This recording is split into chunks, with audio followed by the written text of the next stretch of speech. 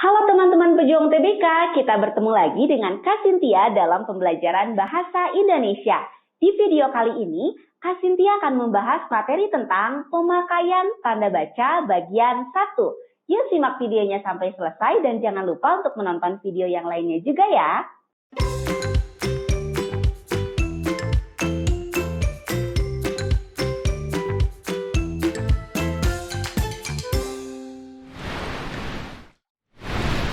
Tanda baca adalah suatu tanda yang dipakai dalam sistem ejaan, yaitu kalimat.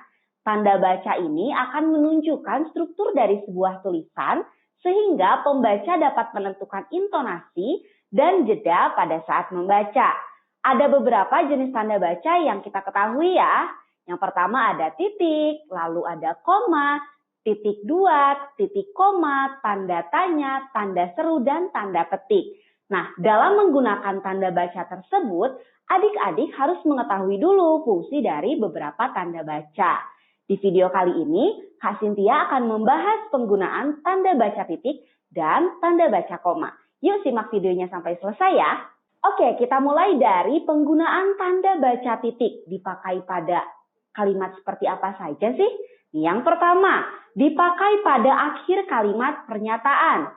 Lalu yang kedua, dipakai pada belakang angka atau huruf dalam bagan, ikhtisar, dan daftar.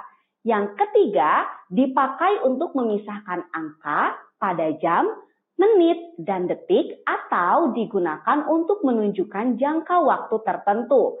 Yang keempat, dipakai untuk memisahkan bilangan ribuan dan kelipatannya atau menunjukkan suatu jumlah. Dan yang kelima, tanda baca titik juga dipakai dalam daftar pustaka di antara nama penulis, tahun, judul tulisan yang tidak berakhir dengan tanda tanya atau seru, serta tempat terbit. Nah, seperti itu penggunaan dari tanda baca titik.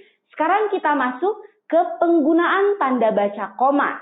Yang pertama, tanda baca koma dipakai sebelum kata penghubung dalam kalimat majemuk. Yang kedua, dipakai di belakang kata atau ungkapan penghubung antar kalimat. Yang ketiga, dipakai di belakang keterangan awal kalimat. Lalu selanjutnya dipakai di antara unsur-unsur dalam suatu perincian atau pembilangan. Selanjutnya, dipakai di antara nama dan alamat, bagian alamat, tempat dan tanggal, serta nama tempat dan wilayah atau negeri yang ditulis berurutan. Selanjutnya, tanda baca koma juga dipakai di antara bagian dalam catatan kaki atau catatan akhir.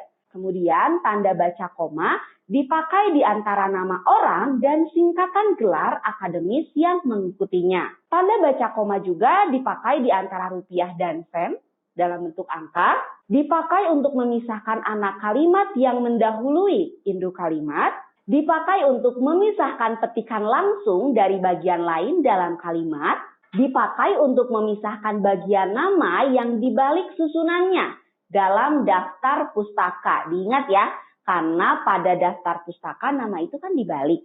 Yang awal menjadi yang akhir menjadi yang awal. Lalu yang selanjutnya tanda baca koma juga dipakai sebelum atau sesudah kata seru dan kata yang digunakan sebagai sapaan. Dan yang terakhir, tanda baca koma dipakai sebelum angka desimal. Nah, sekarang adik-adik sudah mengetahui ya penggunaan tanda baca titik dan koma. Jadi nanti kalau ada soal UTBK yang membahas tentang tanda baca titik dan koma sudah bisa menjawab. Nah, pengetahuan tentang kedua hal ini dibutuhkan dalam pengerjaan soal ejaan. Biasanya pada soal-soal UTBK ditemukan pertanyaan tentang kesalahan penggunaan tanda baca. Dengan demikian kan kalian harus tahu dulu penggunaan yang tepatnya seperti apa. Begitu adik-adik. Sekarang agar lebih paham, Kak Cynthia punya latihan soal untuk adik-adik. Oke, kita mulai dari soal yang pertama. Nih, di soal yang pertama belum ada tanda baca ya. Nah, pertanyaannya adalah tanda baca yang tepat untuk melengkapi kalimat tersebut adalah, sebelum Kak Cynthia yang membahas, Kak Cynthia beri waktu adik-adik dulu untuk menjawab soalnya.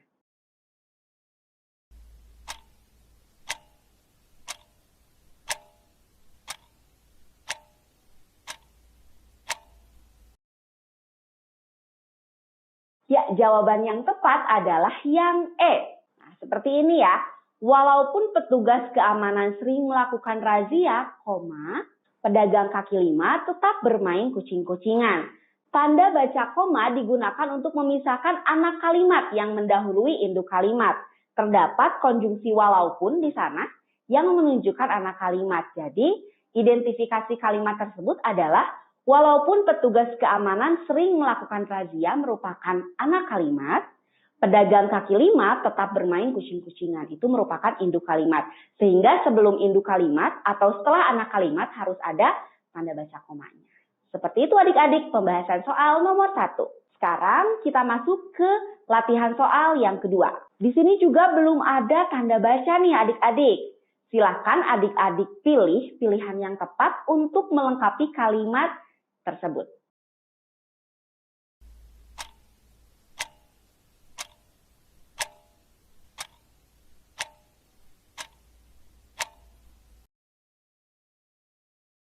Jawaban yang mana? Ya, jawabannya yang D. Berdasarkan penyebab terjadinya, gempa bumi digolongkan menjadi 2, yaitu gempa tektonik dan gempa vulkanik titik. Nah, tanda baca koma digunakan di belakang kata atau ungkapan penghubung antar kalimat. Dalam hal tersebut kalimatnya kan seperti ini ya. Berdasarkan penyebab terjadinya, di situ kan ada konjungsi berdasarkan. Kemudian, tanda baca koma juga digunakan untuk memisahkan anak kalimat yang mendahului induk kalimat. Oke, seperti itu adik-adik pembahasan soal nomor 2. Gimana? Sekarang sudah paham ya penggunaan tanda baca titik dan tanda baca koma. Oke, pembahasan untuk pemakaian tanda baca 1 sudah selesai. Terima kasih sudah mengikuti pembelajaran hari ini dengan baik. Sampai jumpa lagi dengan Kak Cynthia pada video selanjutnya. Tetap semangat para pejuang UTBK, yuk bisa yuk!